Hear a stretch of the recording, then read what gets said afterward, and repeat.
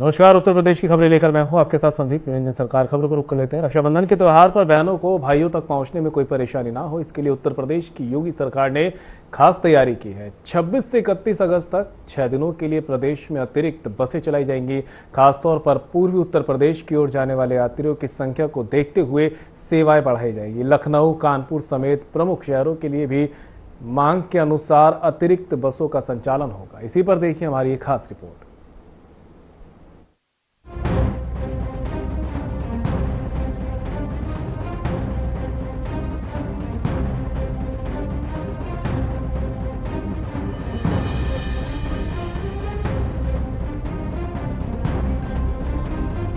रक्षाबंधन पर बहनों के लिए यूपी सरकार ने परिवहन व्यवस्था को लेकर बड़ा फैसला लिया है।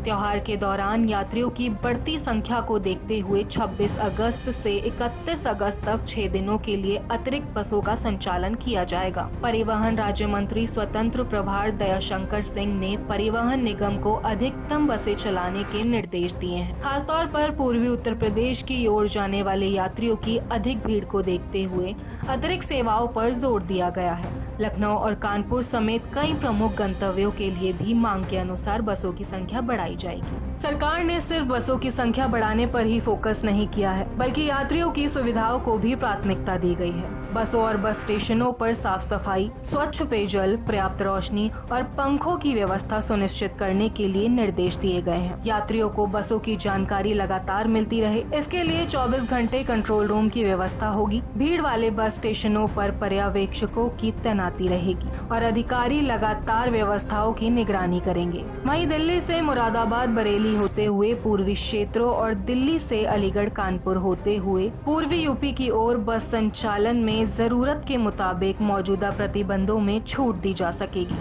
इसका मकसद यात्रियों की मांग के अनुसार बसों की उपलब्धता बढ़ाना और लंबे इंतजार से राहत दिलाना है। इसके साथ ही रक्षाबंधन पर ड्यूटी करने वाले परिवहन कर्मियों के लिए भी प्रोत्साहन योजना लागू की गई है। पात्र चालक परिचालकों को निर्धारित संचालन पूरा करने पर 1200 रुपए तक प्रोत्साहन मिलेगा। साथ ही संविदा कर्मचारियों के लिए अतिरिक्त किलोमीटर पर 55 पैसे प्रति किलोमीटर की राशि का प्रावधान है। तकनीकी कर्मचारियों को भी 500 रुपए प्रोत्साहन दिया जाएगा। इस तरह योगी सरकार ने रक्षाबंधन पर बहनों के सफर को आसान बनाने के लिए बसों से लेकर यात्री सुविधाओं पर व्यापक इंतजाम किए। Bureau report.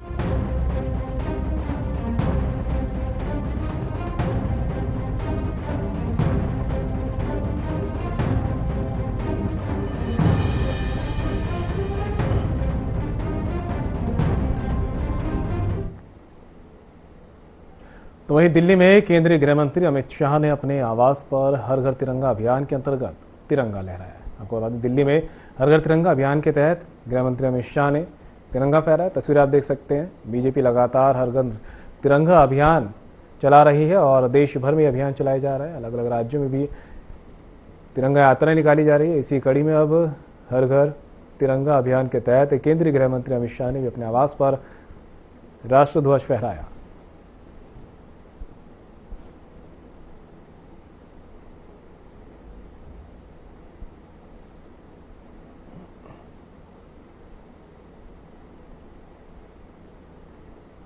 युवाओं के भविष्य से खिलवाड़ करने वालों के लिए उत्तर प्रदेश की योगी सरकार ने अब सख्त निर्देश दिए। संत कबीरनगर में मुख्यमंत्री योगी आदित्यनाथ ने साफ कहा कि पेपर लीक या भर्ती प्रक्रिया में गड़बड़ी कर युवाओं के भविष्य से खेलने वालों की संपत्ति जब्त होगी और उन्हें आजीवन कारावास की सजा दिलाई जाएगी। वहीं रोजगार, स्टार्टअप और स्किलिंग के जरिए युवाओं को आत्मनिर्भर बनाने की सरकार की कोशिशों का भी सीएम ने जिक्र करा। देखिए रिपोर्ट।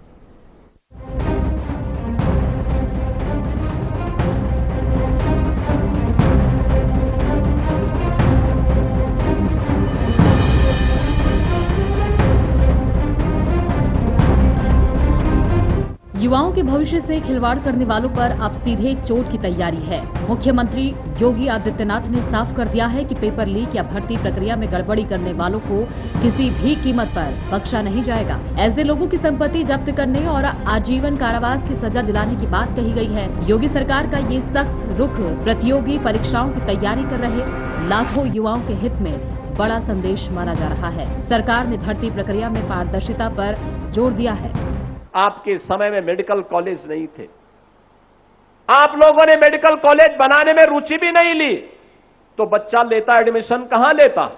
आज आप राजनीति कर रहे हैं, केवल राजनीति कर रहे हैं, उस नौजवान के साथ न्याय नहीं कर पा रहे हैं। आपके समय में उस नौजवान की नौकरी में डकैती पड़ती थी, उस नौजवान के साथ अन्याय होता था। आज बहनों और भाइयों, हम लोगों ने तय कर रखा है, अगर नौजवान के भविष्य के साथ किसी व्यक्ति या संस्था ने खिलवाड़ किया तो उसकी पूरी संपत्ति जब्त कर लेंगे और खिलवाड़ करने वाले को आजीवन कारावास की सजा भी करवा देंगे। बहनों और भाइयों, जीरो टॉलरेंस की नीति के तहत सरकार कार्य कर रही है और जीरो टॉलरेंस इन क्षेत्रों में भी देखने को मिलेगा। मैं आज के इस अवसर पर जब यहां पे इन दोनों विधानसभाओं क्षेत्र से जुड़े हुए 617 करोड़ रुपए की इन परियोजनाओं के बारे में, जिसके बारे में हमारे दोनों माननीय विधायकों ने यहां पे विस्तार से कहा है, सड़क भी बनी है, पेयजल की व्यवस्था भी हुई है, आईटीआई भी बने हैं, हॉस्पिटल भी बने हैं, अन्य तमाम कार्य यहां के जो आवश्यक थे उन सभी कार्यों का यहां पे शिलान्यास और लोकार्पण का कार्यक्रम संपन्न हो रहा है। बहनों और भाइयों, विकास तब होता है जब विकास कार्य करने की में रुचि लेने वाले जनप्रतिनिधि हो। आपने रुचि लेने के लिए डबल इंजन की इस सरकार को चुना है। मैं आपको आश्वस्त करता हूं, संत कबीर नगर तो हमारे लिए आंगन जैसा है। जब मर्जी तब हम लोग आ सकते थे, पहले भी आते थे। बखिरा में, अगल बगल के क्षेत्र में हम लोग लगातार आते थे। कितना समय लगता था मुझे, तब भी गोरखपुर से आने में 45 मिनट का समय लगता था। अब तो अच्छी सड़कें हो गई और आसानी से हम आ सकते हैं। विकास के कार्यों में कमी नहीं आने दी जाएगी। आप डबल इंजन सरकार को अपना आशीर्वाद बनाते रहिए, लगातार देते रहिए। विकास और विरासत का अभियान आगे बढ़ेगा। प्रधानमंत्री मोदी जी के विजन को जमीनी धरातल पर उतारने का कार्य करेंगे। इस विश्वास के साथ 617 करोड़ रुपए की परियोजनाओं के लिए मैं आपको बधाई देता हूं। आज सावन शिवरात्रि के अवसर पर देवादिदेव महादेव भगवान तामेश्वर नाथ से आप सबके उज्जवल में भविष्य की खुशहाली की कामना करते हुए अपनी वाणी को विराम देता हूं। धन्यवाद। जय हिंद, जय जय श्री राम। एक बार जोरदार तालियों के साथ अभिनंदन, वंदन, स्वागत। और जिन्होंने हम सभी को सम्मानित किया और अब वो पल है कि आइए हम उनको सम्मानित करते हैं और सादर आमंत्रित करते हुए मंचासीन समस्त सम्मानित जनप्रतिनिधि गणों के माध्यम से और सभी सम्मानित महानुभावों के कर कमलों के माध्यम से देवों के देव महादेव की ये प्रतिमा देखकर अभिनंदन, वंदन, स्वागत, आतिथ्य सत्कार करते हुए सभी लोग। और इसी क्रम में हमारे जिलाधिकारी संत कबीर नगर श्री आलोक कुमार। रोजगार के साथ हुनर और हुनर के साथ आत्मनिर्भरता, योगी सरकार का फोकस युवाओं के भविष्य पर है। मुख्यमंत्री योगी आदित्यनाथ ने कहा कि देश की बड़ी युवा आबादी को स्किलिंग से जोड़ने के लिए लगातार काम किया जा रहा है। उत्तर प्रदेश में skill development centre, IIT, IIM, medical college और अन्य उच्च शिक्षण संस्थानों के विस्तार का जिक्र करते हुए उन्होंने इसे युवाओं के बेहतर भविष्य का माध्यम बताया। सरकार की कोशिश युवाओं को नौकरी तलाशने वाली नहीं, बल्कि रोजगार देने वाला बनाने की दिशा में भी आगे बढ़ रही है। 2014 के पहले, मोदी जी के पहले लंबे समय तक कांग्रेस ने शासन किया। देश के अंदर आईआईटी की संख्या थी मात्र 16 और 14 के बाद मोदी जी के नेतृत्व में आईआईटी की संख्या हुई है 23, बढ़ी है। 44% की वृद्धि हुई है। आईएम 14 के पहले इनकी संख्या थी 13 और 14 के बाद इनकी संख्या में वृद्धि हुई है 22, यानी 69% ये बढ़े हैं। प्रधानमंत्री कौशल विकास के लिए 14 के पहले व्यवस्था अस्तित्व में ही नहीं थी। अगर नौजवान की स्किलिंग नहीं है तो उसको नौकरी और रोजगार नहीं मिलेगा। और आज देश भर में लगभग 600 केंद्र संचालित हैं और लगातार राष्ट्रीय कौशल विकास मिशन के माध्यम से एक नेटवर्क को आगे बढ़ाने का काम देश के अंदर तेजी के साथ चला है। एम्स 2014 के पहले थे 7, आज हैं देश में 23। मेडिकल कॉलेज 431 थे 2014 के पहले और आज हैं 818, यानी 93% की वृद्धि हुई है। एमबीबीएस की जो सीट्स थी 2014 के पहले थी 51,348, आज है 1,28,926, यानी 151% की वृद्धि हुई है। मेडिकल कॉलेज की पीजी सीटें 14 के पहले थी 31,185 और 2014 के बाद इनमें वृद्धि हुई है 85,822, यानी 175% की वृद्धि हुई है। रोजगार सृजन के लिए 2014 के पहले 1947 के बाद से कुल रोजगार का सृजन हुआ था 147 करोड़ और कुल रोजगार का सृजन मोदी जी के बाद हुआ है 64 करोड़ 33 लाख, यानी इसमें 17 करोड़ 18 लाख की वृद्धि हुई है। स्टार्टअप की संख्या 500 से कम थी 14 के पहले, आज 2,23,000 से अधिक स्टार्टअप है देश के अंदर और देश के अंदर एक नया इकोसिस्टम स्टार्टअप का तैयार हुआ है। यूनिकॉर्न इनमें पहले केवल 4 थे, आज इनकी संख्या 125 हुई है। राहुल जी और अखिलेश यादव जी,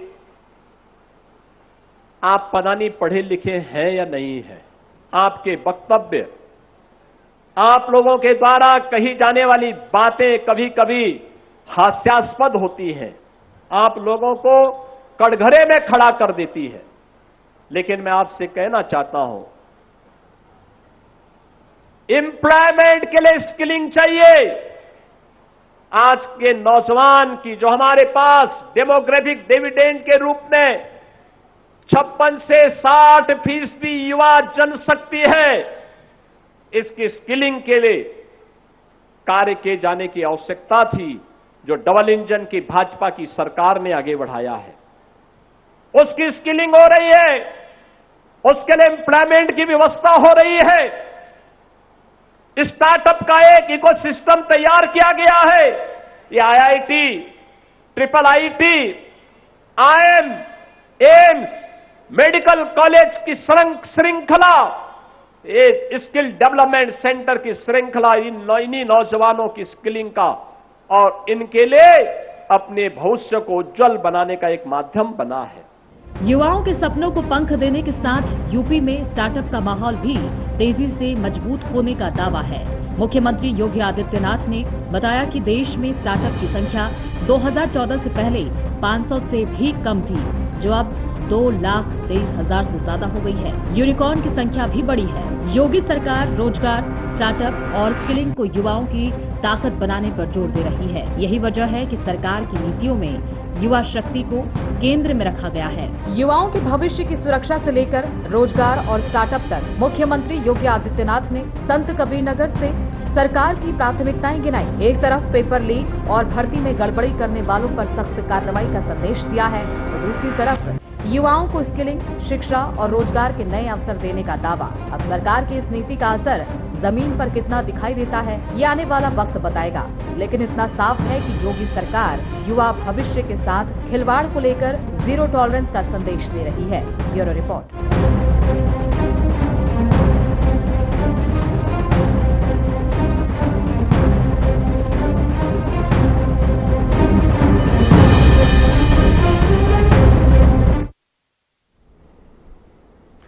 नई दिल्ली में आयोजित तिरंगा बाइक रैली में सांसदों और हजारों युवाओं ने उत्साह के साथ हिस्सा लिया। इस दौरान शहीद भगत सिंह, मंगल पांडे समेत देश के वीर युवाओं के बलिदान को याद किया गया है। वक्ताओं ने युवाओं से स्वरोजगार को सुराज में बदलने के लिए योगदान देने का आह्वान किया। साथ ही भारत को दुनिया में नंबर 1 बनाने और विकसित भारत 2047 के लक्ष्य में सक्रिय भूमिका निभाने की अपील की है।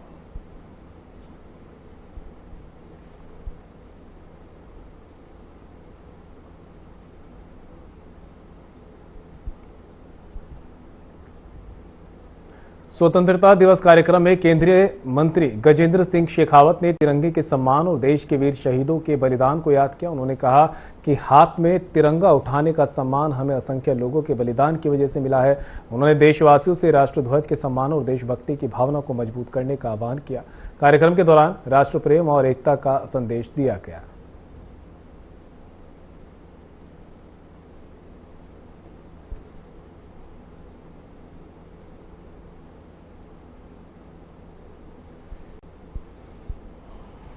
स्वाधीनता दिवस के बैकड्रॉप में हम सब लोग यहां एकत्रित हुए। मित्रों, ये जो स्वतंत्रता, जो स्वाधीनता, ये लोकतंत्र जो है, ये हमको विरासत और इनायत में नहीं मिला। ये जो तिरंगा आपके हाथ में, इस तिरंगे को सम्मान के साथ उठा करके लहराने का अधिकार हजारों लोगों के बलिदान के कारण से मिला है। ये तिरंगा सम्मान के साथ में लहराने का अधिकार हमको तब मिला जब हजारों लोग ऐसे होंगे जिन्होंने हंसते हंसते फांसी के फंदे पर झूल जाना स्वीकार किया। ये तिरंगा सम्मान के साथ लहराने का अधिकार तब मिला जब हजारों लोग ऐसे होंगे जिन्होंने अपने सीने पर बंदूक की गोली खाई होगी और वंदे मातरम का नारा लगाते हुए अपने आप को देश पर कुर्बान कर दिया होगा। ये तिरंगा सम्मान के साथ हाथ में लेकर के लहराने का अधिकार हमको तब मिला तब अनेक लोग ऐसे होंगे जिन्होंने लाठियों के प्रहार सहे होंगे, कोड़ों की मार सही होगी। अनेक लोग ऐसे होंगे जिन्होंने काल कोठरियों में, अंधेरी काल कोठरियों में सजा भुगती होगी। अनेक लोग ऐसे हुए होंगे जिन्हों कोलू में बैल की तरह जोत दिया हो गया। ऐसे अनेक लोग होंगे जिनको बर्फ की शिलाओं पर लिटाया गया होगा, जिनके हाथ से नाखून खींच करके और दांत प्लास से खींच करके बाहर निकाल दिए होंगे, तब जाकर के ये तिरंगा हाथ में उठाने का अधिकार हम सबको मिला है। इसलिए तिरंगा केवल हाथ में रहे उससे काम नहीं चलने वाला है। इस तिरंगे को अपने दिल में रख करके उन सारे बलिदानियों का सम्मान हम तब दे सकते हैं जब उनके सपनों को बनाएं, उनके बलिदान तब सार्थक कर सकते हैं जब जैसे भारत को बनाने की कल्पना शहीद आजम भगत सिंह ने की थी, उनके सपनों का भारत बनाए। उन छोटे छोटे युवा क्रांतिकारियों का जिन्होंने मातृभूमि पर अपने आप को कुर्बान कर दिया, उनके सपनों का भारत बनाए, तब जाकर के हम उनकी कुर्बानी को नमन करने के अधिकारी बन सकते हैं। इसलिए मित्रों, मैं आज आप सबसे आह्वान करना चाहता हूं कि उनके सपनों का भारत यदि बनाना है, यदि भारत का भविष्य, भारत की युवा पीढ़ी नशे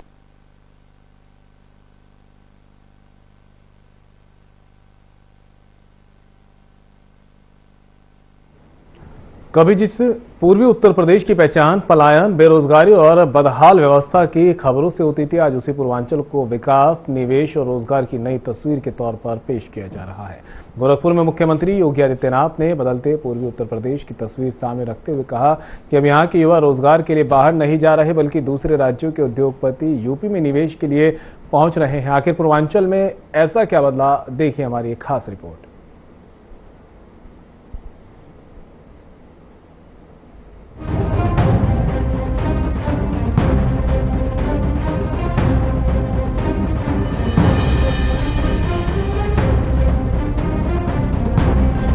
जिस पूर्वांचल से कभी युवा रोजगार की तलाश में दूसरे राज्यों का रुख करते थे, अब उसी पूर्वांचल को निवेश के नए ठिकाने के तौर पर पेश किया जा रहा है। मुख्यमंत्री योगी आदित्यनाथ ने दावा किया कि पिछले 9 वर्षों में यूपी की अर्थव्यवस्था 3 गुना हुई है और पूर्वी यूपी में प्रति व्यक्ति आय भी 3 गुना से ज्यादा बढ़ी है। अकेले गोरखपुर में निवेश से करीब 50,000 युवाओं को रोजगार मिलने की बात कही गई। मुख्यमंत्री योगी आदित्यनाथ ने कहा कि अब महाराष्ट्र, गुजरात, पंजाब, कर्नाटक और तमिलनाडु के उद्योगपति उत्तर प्रदेश में निवेश की इच्छा जता रहे हैं क्योंकि स्थानीय युवाओं का पलायन कम हुआ है। युवा अगर हुनरमंद हो तो रोजगार की तलाश नहीं करता बल्कि रोजगार के नए रास्ते तैयार करता है। इसी सोच के साथ सरकार ने युवाओं की स्किलिंग पर जोर देने का दावा किया है। मुख्यमंत्री योगी आदित्यनाथ ने बताया कि युवाओं को AI, drone technology, robotics, 3D printing और IoT जैसे आधुनिक क्षेत्रों में प्रशिक्षण दिया जा रहा है। मुख्यमंत्री अभ्युदय कोचिंग के जरिए UPSC,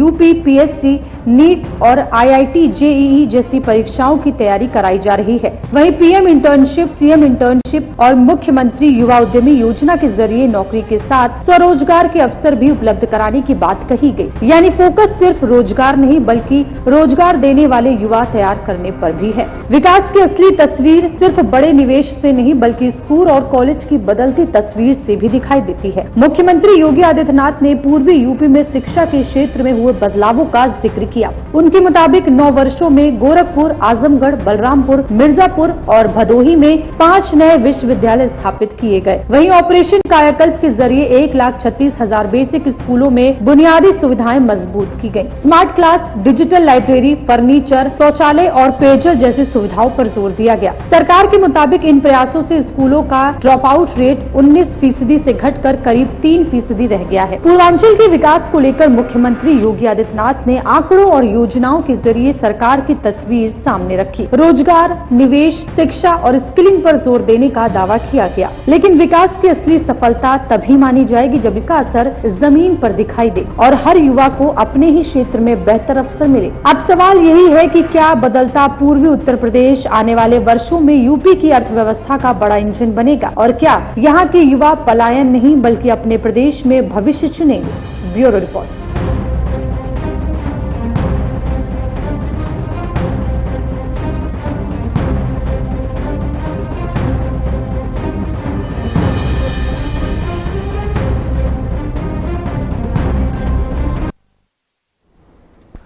प्रधानमंत्री नरेंद्र मोदी ने पूर्व राष्ट्रपति रामनाथ कोविंद की आत्मकथा का विमोचन किया। इस मौके पर प्रधानमंत्री ने पूर्व राष्ट्रपति के सार्वजनिक जीवन, संघर्ष और उपलब्धियों को याद किया। आत्मकथा में रामनाथ कोविंद के जीवन से जुड़े महत्वपूर्ण अनुभवों और उनके लंबे सार्वजनिक सफर को सामने रखा गया है। प्रधानमंत्री मोदी ने उनके योगदान की सराहना करते हुए पुस्तक के प्रकाशन पर उन्हें बधाई दी। कार्यक्रम में कई प्रमुख लोग मौजूद रहे। ओम बिरला जी, श्रीमती सविता कोविंद जी, सभागृह में सभी वरिष्ठ जन बैठे हैं। सबका उल्लेख नहीं कर पाऊंगा, लेकिन मेरे लिए बहुत आनंद है कि एक पारिवारिक कार्यक्रम लग रहा है।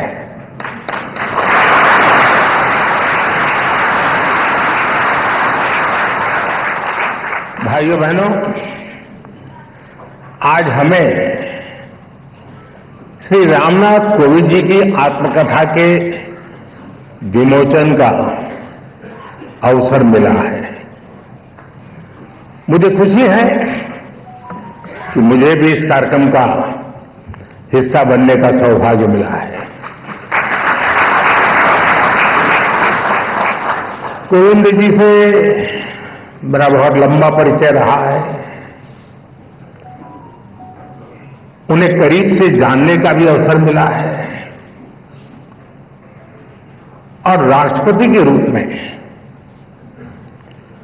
उनका मार्गदर्शन और इस सब के साथ साथ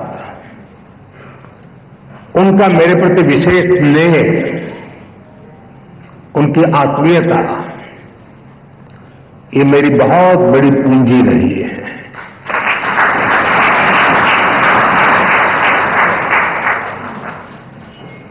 मैंने उनके जीवन को जितना समझा है, उनकी। और फिलहाल बुलेटिन में मेरे साथ इतना ही। दीजिए इजाजत। नमस्कार।